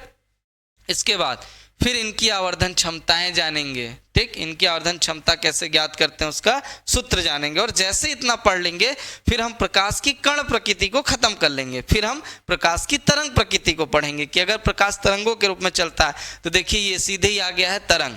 ठीक है, जिसको हम लोग जो भी अध्ययन करते हैं प्रकाश की तरंग प्रकृति का, उस इकाई का ही नाम है तरंग प्रकाशिकी। ठीक है, वेव ऑप्टिक्स बोलते हैं इसको। तो हम लोग तरंग प्रकाशिकी शुरू कर देंगे। अब ये अलग इकाई, ये प्रकाशिकी में अलग चैप्टर ही आपका तरंग प्रकाशिकी, जिसमें हम लोग तरंगाग्र की बात करेंगे कि जब तरंग चलती है, जैसे पार्टिकल चलता है तो उसका सामने वाला भाग कुछ न कुछ किसी न किसी आकृति का दिखता है, वैसे जब तरंग भी आती है तो उसका सामने वाला भाग किसी न किसी तरीके का दिखता है। तो उसका सामने वाला भाग फ्रंट कैसा दिखता है, उसका नाम तरंगाग्र होता है। ये पूरा पढ़ेंगे कि वो समतल भी दिख सकता है, गोली भी दिख सकता है, बेलनाकार भी दिख सकता है, तो तरंगाग्रों के प्रकार भी हो जाएगा। अब तरंगाग्रों की जो सबसे पहले बात की थी वो साइंटिस्ट थे हाइगेंस। ठीक है, तो हम लोग हाइगेंस का सिद्धांत पढ़ेंगे। ठीक, उसके बाद हम लोग पूरा तरंगाग्र का एनालिसिस करेंगे। फिर इसी के द्वारा हम लोग ये भी देखेंगे कि क्या तरंग प्रकृति भी परावर्तन की घटना दिखा सकती है, क्या तरंग प्रकृति भी अपवर्तन की घटना दिखा सकती है। तो इसका मतलब है कि तब प्रकाश दोनों प्रकृति रखता होगा, वो कण प्रकृति भी रखता होगा और वो तरंग प्रकृति भी रखता होगा। तो इसी दोनों में हम लोग ये भी पढ़ेंगे कि हाइगेंस ने किस तरह से ये सिद्ध किया था कि अपवर्तन क्या तरंग प्रकृति से भी होता है कि केवल कण प्रकृति से होता है, परावर्तन क्या केवल कण प्रकृति से होता है तरंग प्रकृति से, दोनों का हम लोग सत्यापन पढ़ने वाले हैं इसमें। तो इसीलिए उसको फिर आगे लिखा है हाइगेंस सिद्धांत के उपयोग द्वारा परावर्तन तथा अपवर्तन के नियमों का सत्यापन। और जैसे ही हो जाएगा फिर तरंग प्रकृति की अगली घटना की बात करेंगे हम लोग। तो एक और घटना तरंग प्रकृति दिखाता है जिसका नाम व्यतिकरण होता है। ये व्यतिकरण का सीधा सा मतलब होता है प्रकाश की तीव्रता को बढ़ा देना या घटा देना। जिस घटना में प्रकाश की तीव्रता बढ़ जाती घट जाती है, तो इसको बताया गया था ये तरंग प्रकृति के कारण ही ऐसा होता है, जिसे हम लोग व्यतिकरण की घटना के नाम से जानते हैं। ये भी दो प्रकार का होता है, संपोषी व्यतिकरण, विनाशी संपोषी जिसमें तीव्रता बढ़ जाए, विनाशी जिसमें तीव्रता घट जाए। तो इसका भी पूरा एनालिसिस हम लोग यहाँ करेंगे। और इस व्यतिकरण को प्रायोगिक रूप से जिसने सत्य किया था उन साइंटिस्ट का नाम था थॉमस यंग। तो हम लोग यहाँ, और जिस प्रयोग से उन्होंने दिखाया था, ये द्विझिर्री मतलब एक स्लिट लिया था इन्होंने, उसमें दो छेद किए कर दिए थे, बहुत ही नैरो टाइप के, बहुत ही पतले से। तो इसलिए इनके प्रयोग का नाम है द्विझिर्री प्रयोग। तो हम लोग यंग का द्विझिर्री प्रयोग भी पढ़ेंगे। और यंग के द्विझिर्री प्रयोग में ये बताया गया है कि प्रकाश एक जगह तो ज्यादा तीव्रता दिखाता है, एक जगह कम तीव्रता दिखाता है, जिसे हम लोग प्रकाश का फ्रिंज कहते हैं। एक निश्चित चौड़ाई का बनाता है जिसे हम लोग फ्रिंज कहते हैं। और कितनी चौड़ाई का फ्रिंज बनाता है उसके लिए सूत्र देखेंगे। डेरिवेशन नहीं करना है सूत्र का, ये जहां नहीं करना होता वहां क्लियर कर दिया है, लेकिन सूत्र पूरा पढ़ेंगे। फ्रिंज की चौड़ाई का सूत्र क्या होता है, एक आपकी दीप्त फ्रिंज बनेगी, आपकी अदीप्त फ्रिंज बनेगी, मतलब कि एक ब्राइट बनेगी एक डार्क बनेगी, सबकी चौड़ाइयाँ सेम होंगी। चौड़ाई कितनी होगी ये सब जानते हम लोग आगे बढ़ेंगे। फिर स्रोतों की बात हुई है कि किस प्रकाश के स्रोत का उपयोग करने पर हमें फ्रिंज आसानी से मिलता है, उसे कला संबद्ध स्रोत कहते हैं। तो इसकी भी पूरी चर्चा करेंगे। स्रोत जो होते हैं दो भागों में बांटे गए हैं, एक कला संबद्ध एक अकला संबद्ध जो है। ठीक है, तो इसके लिए हम लोग दोनों को पढ़ेंगे और इनके गुण जानेंगे। फिर कौन सा प्रकाश या कौन सा स्रोत व्यतिकरण दर्शा सकता है, कौन सा नहीं दर्शा सकता है, उसके शर्तें पढ़ेंगे हम लोग। ठीक, उसके बाद जो अगली घटना है वो क्या है, विवर्तन। विवर्तन में थोड़ा सा केवल पढ़ना है। दो साइंटिस्ट थे, एक फ्राउनहाफर थे एक फ्रेनल थे। इन्होंने ये बात की कि अगर कहीं प्रकाश किसी भी स्लिट से आप सीधा ले जाओगे, अगर कहीं नैरो स्लिट है थोड़ा सा मुड़ जाता है, आंशिक रूप से मुड़ जाता है, अगर वो तरंग प्रकृति में है तो इसी घटना को हम लोग विवर्तन कहते हैं। और इसकी भी यहाँ पे हम लोग पूरा अध्ययन करेंगे। फिर उसके बाद अगर विवर्तन होता है तो बीच में सबसे ज्यादा क्या आता है, आपका तीव्रता आती है, जिसे हम लोग केंद्रीय उच्चिष्ट कहते हैं। उसकी चौड़ाई की बात करेंगे। फिर एक घटना जो है ध्रुवण है। ध्रुवण का मतलब होता है प्रकाश का एक दिशा में घूम जाना, या ठीक है प्रकाश का एक निश्चित दिशा में ठीक तीव्रता प्रदर्शित करने का कारण जो होता है वो ध्रुवण ही होता है। तो ये पूरा सब कुछ हम लोग पढ़ेंगे। और जैसे आपने फिल्म देखा होगा, कार में जो फिल्म लगी होती है उसमें क्या होता है कि एक तरफ दिखता है एक तरफ नहीं दिखता है। उसका रीजन ये होता है कि वहां पे प्रकाश एक निश्चित दिशा में घूम जाता है, इसी घटना को ध्रुवण कहते हैं। तो उस फिल्म का नाम पोलराइड होता है। तो हम लोग यहाँ पोलराइड पढ़ेंगे, उसका उपयोग भी पढ़ेंगे, जो भी ये आप ब्लैक स्क्रीन का उपयोग करते हैं। ठीक, जैसे ही हम लोग ये खत्म करेंगे, ठीक है, जैसे ही ये प्रकाश खत्म होगा, फिर ये भी हम लोग विस्तृत चर्चा कर लेंगे कि अगर प्रकाश दो प्रकृति का हो सकता है तो क्या जितने भी बचे और द्रव्य हैं क्या वो भी दो प्रकृति के हो सकते हैं? क्या जितने भी मैटर हैं अगर उनमें द्रव्यमान है उन्हें हम द्रव्य कह रहे हैं, तो क्या वो भी तरंग हो सकते हैं? ठीक है, तो हाँ, वो भी तरंग हो सकते हैं। इसके लिए सबसे पहले जिन्होंने बात की वो थे डी ब्रोगली। तो हम लोग जो अगला टॉपिक पढ़ने वाले हैं द्रव्य तथा विकिरणों की द्वैत प्रकृति के नाम से पढ़ने वाले हैं। ठीक है, इसमें सबसे पहले ये बताया गया है कि जो भी द्रव्य होते हैं वो भी द्वैत प्रकृति रख सकते हैं। ठीक है, प्रकाश विद्युत प्रभाव भी दर्शा सकते हैं।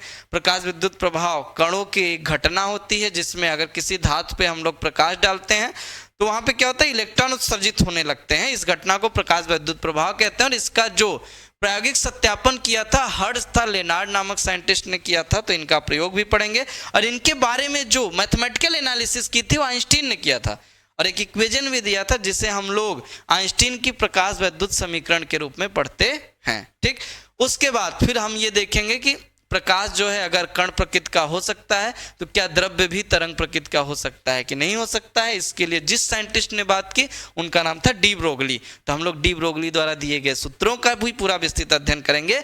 और ये भी इतना इंपॉर्टेंट टॉपिक है कि जो आपका 12th का न्यूमेरिकल आने वाला है, ध्यान रखिएगा। 12th में भाई 10th में हो सकता है न्यूमेरिकल बहुत कम आते हैं, लेकिन 12th में जितने भी न्यूमेरिकल आने वाले हैं डी ब्रोगली के 2 न्यूमेरिकल कम से कम रहने वाले हैं। और आसान सा सूत्र होता है, आसान सी थ्योरी होती है, और इसलिए ये बहुत ही महत्वपूर्ण टॉपिक माना जाता है न्यूमेरिकल की दृष्टि से, आंकिक प्रश्नों की दृष्टि से। ठीक है, उसके बाद जैसे हम ये पढ़ेंगे फिर हम सीधे सीधे ये जो इतना भी हम लोग पढ़ रहे हैं ना यहाँ से द्रव्य, इसको मॉडर्न फिजिक्स के अंतर्गत रखा गया, आधुनिक भौतिकी के अंतर्गत। किसमें रखा गया बच्चों? आधुनिक भौतिकी। और आधुनिक भौतिकी में अगर हम लोग द्रव्यों के स्ट्रक्चर की बात नहीं करते हैं तो फिर मॉडर्न फिजिक्स अधूरी रह जाती है। इसीलिए यहाँ से सीधे ही हम लोग संरचना पे आ जाते हैं कि आखिर द्रव्य बना किससे होता है। तो फिर केमिस्ट्री में हम लोगों ने पढ़ ही रखा है 11th में, अभी पढ़ के आए कि परमाणुओं से, तो उनकी संरचना कैसे होती है इसको बताने के लिए मॉडल दिए गए हैं कई साइंटिस्टों द्वारा। जो शुरुआत तो थॉमसन द्वारा की गई थी, लेकिन समरफील्ड पे बात फिर जाके कुछ विश्लेषित हुई थी। तो इसके लिए हम लोग सबसे पहले रदरफोर्ड, थॉमसन का तो मॉडल कोई काम का था नहीं, तो इसलिए रदरफोर्ड का परमाणु मॉडल पढ़ेंगे। इसमें जितने टॉपिक हैं सिर्फ उतना ही पढ़ेंगे। क्यों? क्योंकि केमिस्ट्री का टॉपिक है और उसमें डिटेल्ड एनालिसिस केमिस्ट्री में पढ़ाई जाती है। तो हम लोग यहाँ फिर भी जितना हो सकता है सब पढ़ेंगे। रदरफोर्ड के मॉडल की शुरुआत करेंगे। और रदरफोर्ड ने जो अपना मॉडल दिया था, जो परमाणु सिद्धांत की बात की थी, वो किसके आधार पर की थी? किसी एक सोने की पतली पन्नी पे अल्फा कणों की बौछार करा के जो भी वहां से मतलब निष्कर्ष निकले थे उसी के आधार पर अपना मॉडल दिया था। सबसे पहले हम लोग ये प्रयोग पढ़ेंगे, फिर रदरफोर्ड का मॉडल पढ़ेंगे, फिर रदरफोर्ड के मॉडल की कमियों को जो दूर करने वाले थे। अब ये इतना जल्दी से एनालिसिस करा रहे हैं क्योंकि आप अभी 11 में पढ़े हैं। वो कौन थे? बोर नामक साइंटिस्ट थे। ठीक है, और इसलिए बोर का मॉडल पढ़ेंगे। बोर ने परमाणुओं के हर एक कक्षक में, ठीक है, कितनी ऊर्जा होती है ये बताया था। हाइड्रोजन की अगर हम बात करें तो हाइड्रोजन के हर एक कक्षा की त्रिज्या कितनी होती है ये भी बताया था। वेलोसिटी कितनी होती है ये भी बताया था। ऊर्जा निकालने के सारे सूत्र बताए थे। तो हम इन सभी सूत्रों का निगमन करेंगे, उनका उपयोग सीखेंगे। ठीक है, फिर उसके बाद हम लोग पूरा नाभिक की संरचना का अध्ययन करेंगे, उसका आकार का अध्ययन करेंगे। नाभिक में जो प्रोटॉन न्यूट्रॉन होते हैं उनके द्रव्यमान की बात करेंगे, समस्थानिक की बात करेंगे, संभारिक की बात करेंगे, सम न्यूट्रॉनिक की बात करेंगे। सब केमिस्ट्री में आपने वर्ड सुन रखा है, कुछ में इलेक्ट्रॉन बराबर होते हैं, कुछ में प्रोटॉन बराबर होते हैं, कुछ में न्यूट्रॉन बराबर होते हैं। इसके आधार पर उनकी स्पीसीज बनाई गई है, नाम बनाया गया। ठीक, फिर अगर कहीं नाभिक बनता है, ध्यान रखिएगा, तो नाभिक ऊर्जा को द्रव्यमान में बदलने से, द्रव्यमान को ऊर्जा में बदलने से ही बनता है। जैसे नाभिक का टूटना मतलब क्या है? द्रव्यमान का ऊर्जा में बदल जाना। और नाभिक का बनना मतलब क्या है? कि ऊर्जा का द्रव्यमान में बदल जाना। तो अब ये रिलेशन कैसे आता है, ये बदलाव कैसे होता है, उसके लिए आइंस्टीन ने अपना एक फॉर्मूला दिया था, E बराबर mc, जो एकदम चर्चित है कि द्रव्यमान ऊर्जा में बदलती है, ऊर्जा द्रव्यमान बदलता है। किस सूत्र से? E बराबर mc स्क्वायर से। तो क्या संबंध होता है? वही E बराबर mc स्क्वायर पूरा यहाँ पे हम लोग पढ़ेंगे, इसका निगमन भी करेंगे। फिर अगर द्रव्यमान घट जाए, द्रव्यमान क्षति हो जाए, द्रव्यमान नष्ट हो जाए, तब कितनी ऊर्जा उत्पन्न होगी वो भी इसी सूत्र से निकालेंगे। तो इसका न्यूमेरिकल एनालिसिस भी करेंगे, द्रव्यमान क्षति भी पढ़ेंगे, ठीक है। और कितने द्रव्यमान के नष्ट होने से कितनी ऊर्जा उत्पन्न होती है, इसका पूरा एनालिसिस हम लोग इस टॉपिक के अंतर्गत करने वाले हैं। अगर किसी नाभिक की अगर बात करें इस टॉपिक के अंतर्गत कि मतलब बंधन ऊर्जा से आप क्या समझते हैं, अगला टॉपिक है हमारा। तो बंधन का मतलब होता है अगर कोई नाभिक बनता है तो उसे बहुत ज्यादा ऊर्जा की आवश्यकता होती है। तो एक नाभिक को बांधने के लिए जितनी ऊर्जा की आवश्यकता होती है उसे हम लोग क्या कहते हैं, बंधन ऊर्जा। बंधन ऊर्जा ये फिक्स होता है कि जिस उसमें न्यूक्लियन मतलब जितना प्रोटॉन जितना न्यूट्रॉन होते हैं उसके आधार पर कितनी ऊर्जा की आवश्यकता होगी, ये पहले से फिक्स होता है। तो जो निकाली कैसे जाती है, निकाली तो बराबर mc² से ही जाती है, जितना द्रव्यमान नष्ट करोगे उतनी ऊर्जा की आवश्यकता होगी। तो उस हिसाब से बंधन ऊर्जा पढ़ेंगे हम लोग, प्रति न्यूक्लियन कितनी होती है, ठीक। द्रव्यमान संख्या के साथ इसका क्या संबंध होता है, फिर नाभिक कैसे टूटता है, दो अभिक्रियाएं होती हैं, एक संलयन होता है, एक आपका विखंडन होता है। तो वही उसमें पढ़ना है कि नाभिकी का विखंडन और नाभिकी संलयन दोनों हम यहाँ पे बिल्कुल अच्छे ढंग से पढ़ने वाले हैं, ठीक। फिर लास्ट टॉपिक के अंतर्गत हम लोग इलेक्ट्रॉनिक युक्तियों की बात करेंगे। मतलब अब अगर हमने इलेक्ट्रिक पूरा यूनिट ये ख़त्म की है, इलेक्ट्रिक अप्लाइंसेस के बारे में बात की है, इलेक्ट्रिक क्वांटिटीज़ के बारे में मतलब विद्युत राशियों के बारे में सब कुछ पढ़ा है, तो इनका जो मेजर उपयोग होता है ना वो अर्धचालकों में होता है। अर्धचालक क्या है, हमने जितने भी प्रकार के चालक पढ़े हैं, चाहे वो मतलब जितने प्रकार के पदार्थ पढ़े हैं, चाहे वो चालक हो, अचालक हो, अर्धचालक हो, ठीक है, उसमें सबसे ज़्यादा उपयोग जो होता है वो अर्धचालकों का होता है। तो सबसे पहले हम यही पढ़ेंगे कि एक वर्ड होता है ऊर्जा बैंड, ठीक है। जब इलेक्ट्रॉन या फिर जो भी परमाणु होते हैं अपनी कक्षाएं बदलते हैं तो ऊर्जा उत्पन्न करते हैं, तो उन ऊर्जाओं को हम लोग कुछ रेखाओं द्वारा दर्शा देते हैं, एक बैंड बन जाता है, एक पट्टी बन जाती है जिसे ऊर्जा बैंड कहते हैं। ये भी पढ़ेंगे, इनके प्रकार पढ़ेंगे। इसी के आधार पर हम लोग पदार्थों का वर्गीकरण कर पाते हैं कि पदार्थ कितने प्रकार के होते हैं। प्रकार तो वही 3 होंगे, चालक, कुचालक, अर्धचालक, लेकिन अब इनको ऊर्जा बैंड के आधार पर पढ़ेंगे। तो फिर जैसे ये पढ़ेंगे तो अर्धचालक जो होते हैं जैसे सिलिकॉन और जर्मेनियम, इसमें 2 टाइप के अर्धचालक आएंगे, एक शुद्ध एक अशुद्ध। अब किसका उपयोग ज़्यादा होता है, अशुद्ध का उपयोग ज़्यादा होता है, ठीक है।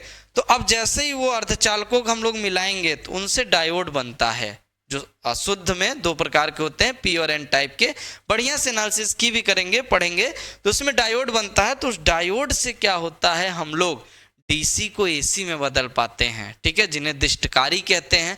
तो अब दिष्टकारी मतलब क्या, जैसे आपने देखा होगा इन्वर्टर बना होता है, ये सब कैसे काम करते हैं, रेक्टिफायर, मॉडिफायर, अडाप्टर, चार्जर का बना होता है, ये सब कैसे काम करते हैं। मतलब प्रैक्टिकल लाइफ में इलेक्ट्रिक अप्लायंसेस को यूज करने के लिए हम लोग जो भी अभी पढ़े हैं, ठीक है, उनको किन सिद्धांतों के आधार पर उपयोग कर सकते हैं उसको हम लोग इस चैप्टर में पढ़ेंगे, जिसको इलेक्ट्रॉनिक युक्तियां कहते हैं, जो हमारे काम में आने वाली हैं, ठीक है। मतलब ये प्रैक्टिकल लाइफ का चैप्टर होने वाला है, जिसमें हम लोग बेसिकली वही ऊर्जा बैंड, उनके प्रकार पे, उनके आधार पे पदार्थों के प्रकार पढ़ेंगे, फिर डायोड क्या होते हैं वो पढ़ेंगे, और डायोड का अपने दैनिक जीवन में उपयोग, ठीक है, कि अग्रदिशिक और पश्चदिशिक 2 तरीके से इन डायोड का उपयोग करके हम लोग एसी को डीसी में और डीसी को एसी में कन्वर्ट कर सकते हैं, इन्वर्टर जैसे अप्लायंसेस का उपयोग कर सकते हैं, ठीक है।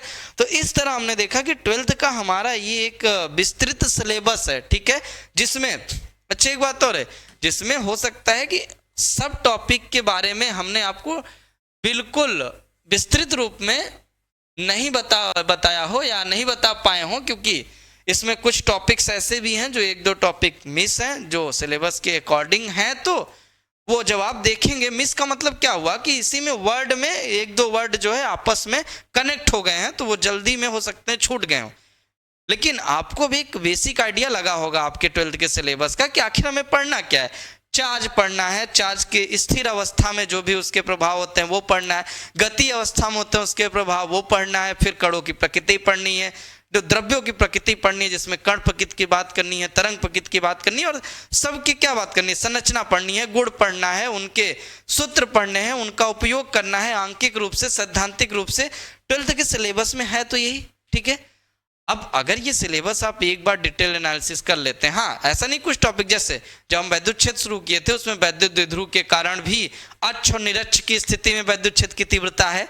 अब आपको ना याद हो, मुझे याद है कि आपका एक टॉपिक छूट गया था, जैसे चुंबकीय द्विध्रुव के कारण है वैसे ही वैद्युत द्विध्रुव के कारण भी है। तो सारे ही टॉपिक हम लोग यहाँ पे बिल्कुल इस ढंग से पढ़ेंगे, इस तरह से उसको नोट्स में कवर करेंगे, इस तरह से हम लोग उसको एक शॉर्ट नोट्स भी बनाते चलेंगे कि जब भी हम एग्जाम देने जाएं यूपी बोर्ड का अगला जो भी हमारा 2026 का होने वाला है, तो उसमें हम लोग लिखने की दृष्टि से भी परिपूर्ण हो, ज्ञान की दृष्टि से भी परिपूर्ण हो और रिवीजन में हमारा कम समय लगे। इन सभी चीज़ों को ध्यान में रखते हुए मैं आपको यहाँ पे जो भी फिजिक्स का सिलेबस है बिल्कुल विधिवत ढंग से आपके यूपी बोर्ड के मानक के अनुसार और आपके हिसाब से बहुत ही मतलब बेहतर ढंग से प्रदर्शित करने की कोशिश करूंगा। और यह भी कोशिश रहेगी कि आपके जितने भी डाउट्स हैं, जितने भी प्रश्न हैं, हम वो भी क्लियर करने की कोशिश यहाँ पे करेंगे। और कोशिश क्या करेंगे ही करेंगे, ये तय है, ये वादा है हमारा आपसे कि हम अगर यहाँ पे आए हैं तो आप ही के लिए आए हैं। हो सकता है आपका इंट्रोडक्टरी क्लास है, पहला क्लास है, परिचयात्मक क्लास है। अगर नाम की बात करें, मेरा नाम इंजीनियर MK सिंह है, जो कई सालों से अभी फिजिक्स पढ़ाते रहे और आज से आपके चैनल पे यहाँ उपस्थित हुए हैं। तो हमारा आपका साथ ऐसे ही बना रहे, हम आपके लिए और बेहतर कर पाएं, इसी शुभकामना के साथ आज की ये क्लास समाप्त करते हैं। धन्यवाद। तो अब इस वीडियो की सबसे ज़रूरी बात सुनिए। अगर आप अपना कंप्लीट कोर्स चाहते हैं कि भैया हमको हमारा कंप्लीट कोर्स मिल जाए, जो भी सब्जेक्ट हम पढ़ रहे हैं उसके कंप्लीट वीडियो लेक्चर एक तरफ से शुरू से लेकर के अंत तक पूरे वीडियो लेक्चर हमको मिल जाएं। अगर आपको अपना कंप्लीट कोर्स चाहिए प्लस आप चाहते हैं कि आपको बने बनाए नोट्स भी मिल जाएं, हमको नोट्स भी ना लिखना पड़े, तो इस सुविधा के लिए, क्योंकि YouTube पर कंप्लीट कोर्स उपलब्ध कराना बिल्कुल भी संभव नहीं है, क्योंकि नोट्स अपलोड करने की कोई सुविधा YouTube पर नहीं है। अब अगर आपको अपना कंप्लीट कोर्स चाहिए वीडियो लेक्चर प्लस नोट्स के साथ, तो आप हमारा डिजायर पॉइंट ऐप डाउनलोड कर लीजिए। ऐप का लिंक इस वीडियो के डिस्क्रिप्शन में है, उस लिंक पर क्लिक करके आप प्ले स्टोर से ऐप को डाउनलोड कर सकते हैं, या फिर आप प्ले स्टोर पर डिजायर पॉइंट लिख कर सर्च कर सकते हैं। ये चैनल का लोगो है, प्ले स्टोर पर ऐप आ जाएगा। ऐप को आप प्ले स्टोर से डाउनलोड कर सकते हैं। ऐप को अपने फ़ोन में डाउनलोड करने के बाद आपको ऐप पर अपना रजिस्ट्रेशन कर लेना है, यानी अपना नाम, गांव, सारा डिटेल भर के अपना रजिस्ट्रेशन करके अपना अकाउंट बना लेना है। और जो अकाउंट बनाइएगा उसका पासवर्ड ज़रूर याद रखिएगा, क्योंकि पासवर्ड अक्सर बच्चे भूल जाते हैं। तो अपना पासवर्ड बना लेना है, अपना अकाउंट बना लेना है, रजिस्टर कर लेना है और ऐप पर आपको वीडियो लेक्चर मिल जाएंगे प्लस नोट्स मिल जाएंगे। रिकॉर्डेड बैचेस के साथ साथ लाइव बैचेस भी अगर स्टार्ट हो रही होंगी तो वो भी आपको मिल जाएंगी, यानी ऐप पर आपको सारी सुविधा मिल जाएगी। कंप्लीट कोर्स मिल जाएगा, डाउट सेशन मिल जाएगा लाइव क्लासेस के दौरान, और आपको नोट्स मिल जाएंगे, यानी आपकी पढ़ाई पूरी तरह से हो सकेगी, कोई दिक्कत आपको नहीं होगी। और अभी भी अगर कोई दिक्कत है तो आप हमसे कांटेक्ट कर सकते हैं। हमसे कांटेक्ट करने के लिए ये हमारा नंबर है, आप हमको कॉल या व्हाट्सएप पर मैसेज कर सकते हैं। हमारा नंबर है 9129 28 63 65। इस नंबर पर आप हमसे कॉल या फिर व्हाट्सएप पर मैसेज करके सहायता प्राप्त कर सकते हैं, हम आपकी पूरी मदद करेंगे। धन्यवाद।